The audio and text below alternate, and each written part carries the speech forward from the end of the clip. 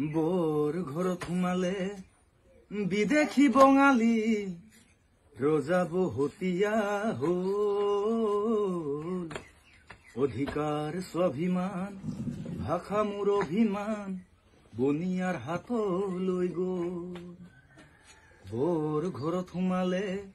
বিদেশী বঙালী ৰজা বহতীয়া হ'ল অধিকাৰ স্বাভিমান ভাষা মোৰ অভিমান বনিয়াৰ হাতলৈ গ'ল জাতি এলেহুৱা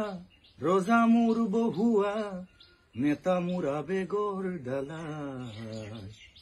আই বেছি খালে বহু কথা গালে বিপদৰ সময়ত সকলো পলাল বিপদৰ সময়ত সকলো পলাল বৰ ঘৰত সোমালে বিদেশী বঙালী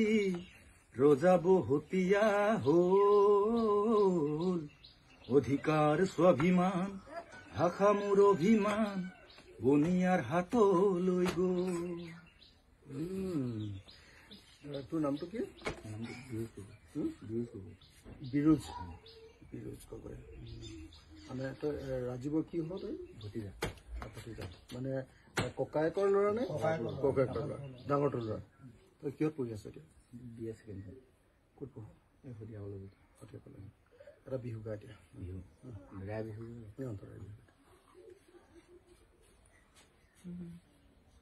নয়ে হলালে উহুতি হাগো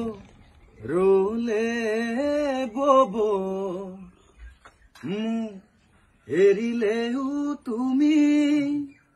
স্মৃতি থাকি যাব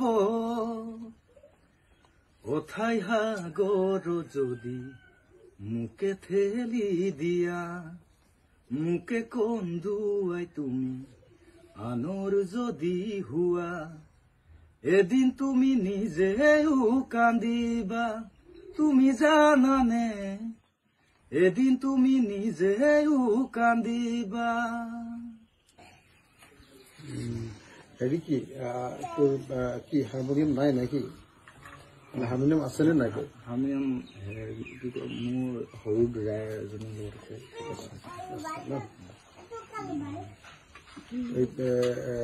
নিজে নিজে শিকি আছো নে কোনোবাই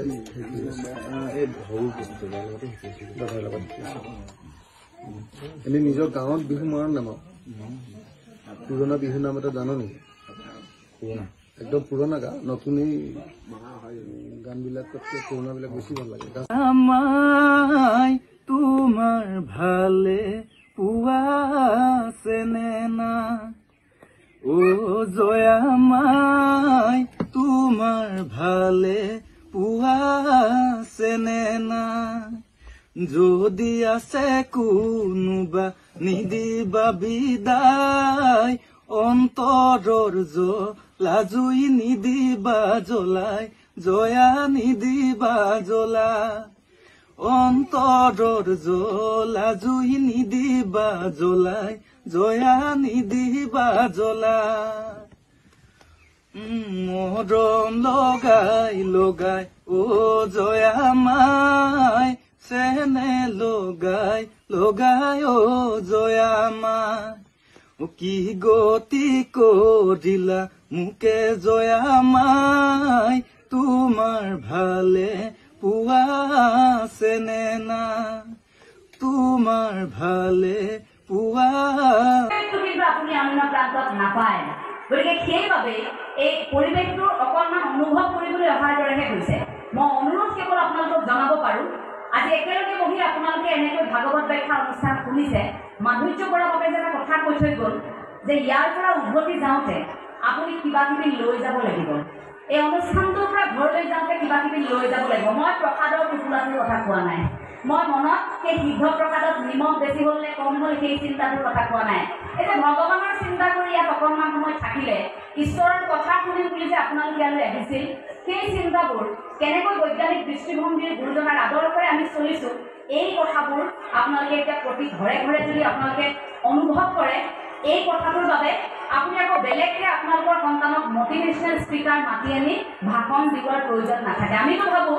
যে গুৰুজনাৰ কথা ক'বলৈ 10জন ওলাই আহক,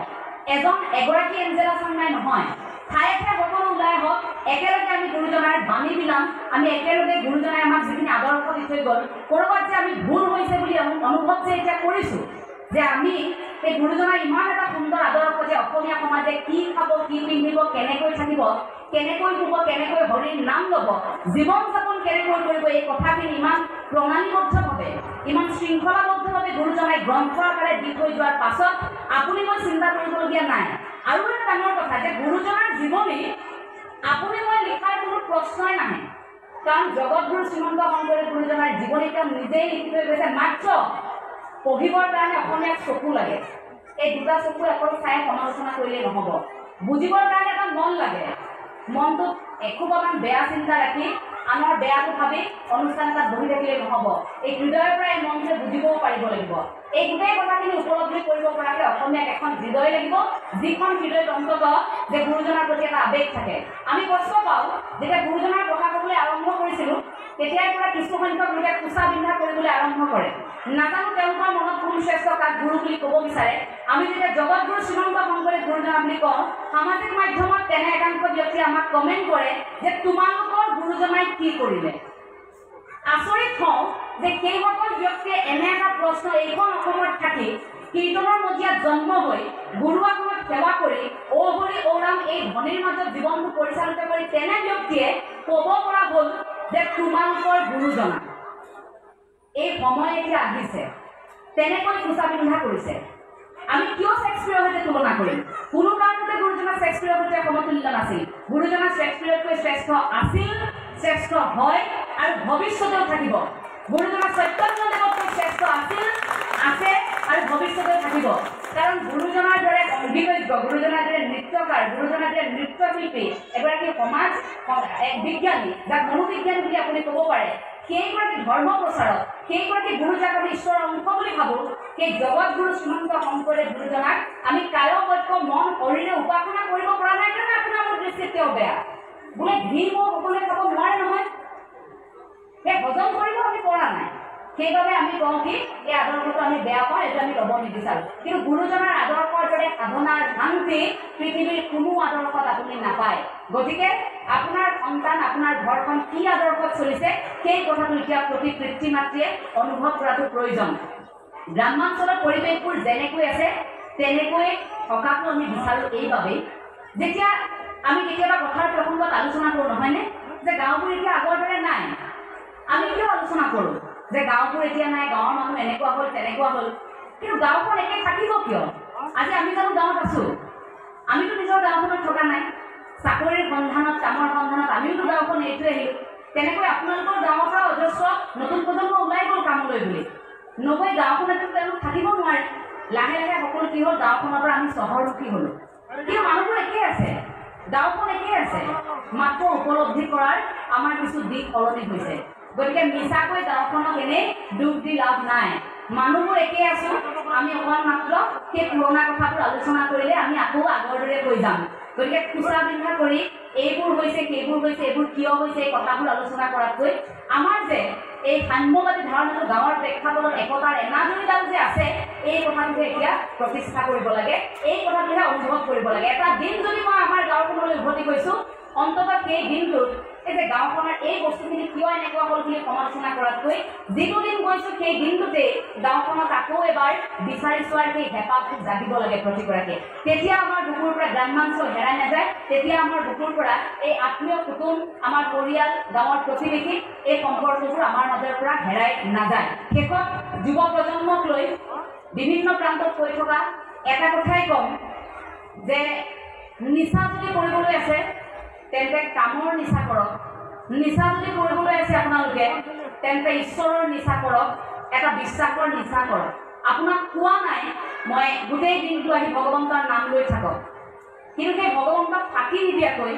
আপোনাৰ ঘৰখনত থকা জীৱিত পিতৃ মাতৃক ফাঁকি নিদিয়াকৈ আপুনি কৰ্ম কৰক। কাৰণ শেহতীয়াকৈ যিবোৰ বাতৰি পঢ়িছোঁ, আমি বাতৰি পঢ়াৰ লগে লগে কঁপি উঠোঁ। এইবাবেই কঁপি উঠোঁ যে শেহতীয়াকৈ দুৰ্ঘটনাৰ বাতৰিবোৰ আপোনালোকে পাইছেনে? নিশা 2-2:30 বজাত যেতিয়া ল'ৰা ছোৱালী ওলাই গৈছে গাড়ী লৈ 12ৰ পৰা ওলাই আহিছে হাতত 12ৰ এণ্ট্ৰি পাছৰ সেই ৰঙা ফিটা লাগি আছে সেই সন্তান ঘৰৰ পৰা ওলাই গৈছে পিতৃ মাতৃয়ে কিন্তু গম নাপায় ল'ৰা পঢ়িবলৈ পঠাইছে মনৰ ফূৰ্তিতে ল'ৰা ছোৱালী ওলাই গ'ল আৰু পিছদিনা কি হ'ল নিশৰ দেহটো হৈ উভতি আহিল গতিকে পিতৃ মাতৃ এতিয়া এটাই দায়িত্ব হ'ব যে আমাৰ ল'ৰাটো কেনেকৈ গৈছে কিমান সময়ত গৈছে কাৰ লগত গৈছে অন্ততঃ সেই অনুশাসনখিনি এতিয়া উভতাই অনাৰ সময় 1-2 দিন আপোনাৰ সন্তানে আপোনাক বেয়া পাব কিন্তু সেইটো কৰাৰ এতিয়া সময় আহি পৰিছে দুৰ্ঘটনা কেৱল সেইসকল দ্ৰুত বেগত গাড়ী চলোৱা যুৱক যুৱতীৰ বাবে নহয় ভুল সকলোৰে আছে ভুল যদি আমি কওঁ যান বাহন আৰক্ষীৰ আছে ভুল যদি আমি কওঁ এই পথ নিৰ্মাণকাৰী প্ৰতিষ্ঠানৰ আছে ভুল যদি আমি কওঁ এই ডাক সুঁৱলিৰ বাবে হৈছে তাৰ মাজত কিন্তু ভুল আমাৰ অভিভাৱকৰো আছে যে আমি গম নলওঁ আমি পাহৰি যাওঁ নিশা ওলাই যোৱা আমাৰ ল'ৰাটো ছোৱালীজনী কিমান সময়ত ঘৰ আহি পাইছে কলৈ গৈছে প্ৰশ্নটো আমি সুধিবলৈ এতিয়া এৰি দিলোঁ বোলে কি বকাই থাকিবলগীয়া হয় কষ্টত আমি বোলে অসুখ হ'লে কেনেকৈ মৃত্যুৰ পাছত আমি সকলো ধূলিৰ লগত মিলি যাওঁ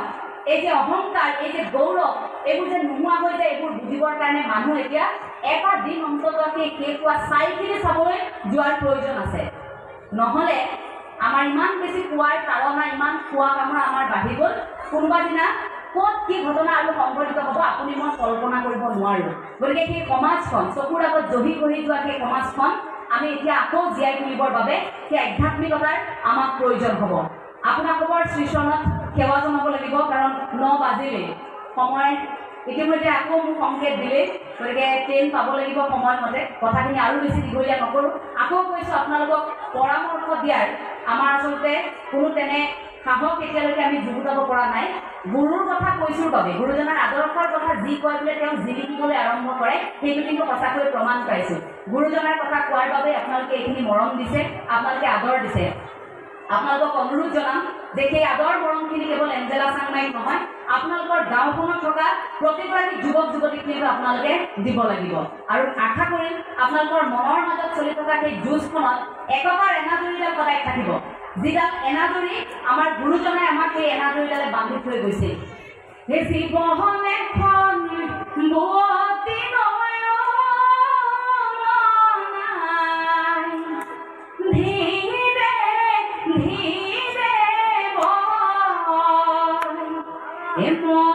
ঈশ্বৰ জনমলৈ হৰিক নভজিলে এই জীৱন বিফল